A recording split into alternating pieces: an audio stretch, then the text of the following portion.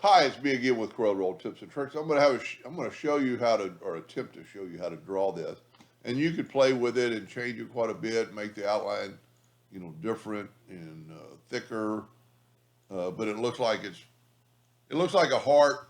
But I've got some other plans for this to do some bevels and stuff, and that might come up in the next several days. So we're just going to nudge this out of the way. And the way I drew it, I just took a rectangle. It doesn't really matter what size. But with your ratio locked up here, I'm going to type in 5 inches and 5 inches. And what that does is gives us that round radius. I'm going to go to effects and contour. I'm going to contour the inside 2 times at an inch. Now you don't have to, but if you get in the habit of breaking the contour apart. In this case, we didn't really have to. But I'm going to take a 2-point line and go from that node to that node, and then from that node to that node. And then I'm going to fill that in with a red, or it doesn't really matter, and nudge it out of the way.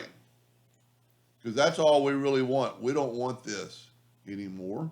I'm going to keep it, so I'm going to nudge it out of the way downwardly. Now I'm going to nudge that back, which didn't really matter, but I'm going to left click and right click. And I'm going to not do anything to it. I'm just going to rotate 45 degrees. And then I'm going to control D and mirror it. And voila, we get that shape. And when you're cutting lines with the virtual segment delete key, so we want to cut through all these, you can't just cut, through there without doing something. So if you will hold down the Alt key, when you're cutting, it's going to leave you a trail and you'll cut through. So this is solid, so we want to go the opposite way now. And I'm holding down the Alt key, and the Alt key is going to help you, keep it straight. So since we're over, we want to go under here, so we want to do this line, Alt key. And since we're under here, we want to go over here.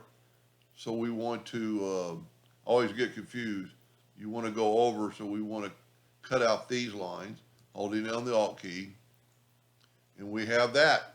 So there's your shape. Now, a couple of ways that I do things is to take the Smart Fill tool, and let's see how big this thing is now. It's 14 inches. I'm going to set my nudge factor on 16.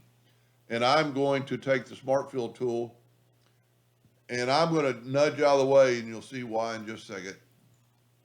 So we got all that. Now I'm going to nudge the other direction. So this one's going to have more parts, and we've got all the parts. Now you can nudge this up out of the way. We could put our lines back because I think it's going to look better, and it really would just have all you can really see is the lines on the outside. And then if you will take one of them and basically group it together is always probably the safest.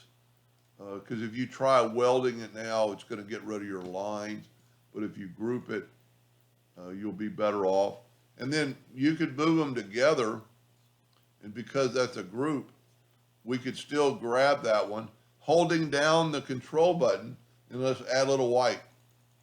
So it's giving us a pink looking look. Instead of going down to a pink, you can add white by holding down the control button. That's a pretty neat little design. I actually think it might be better if we take and make it a little bit thicker lines to kind of stand out. Maybe that's too thick, and you don't have to have them black. You could have them yellow, blue, or green, or I think black's still going to be the best. But stay tuned. I'm going to try to play around with the bevel tool and make it look a little different. I hope that helped a little bit. Thank you for watching.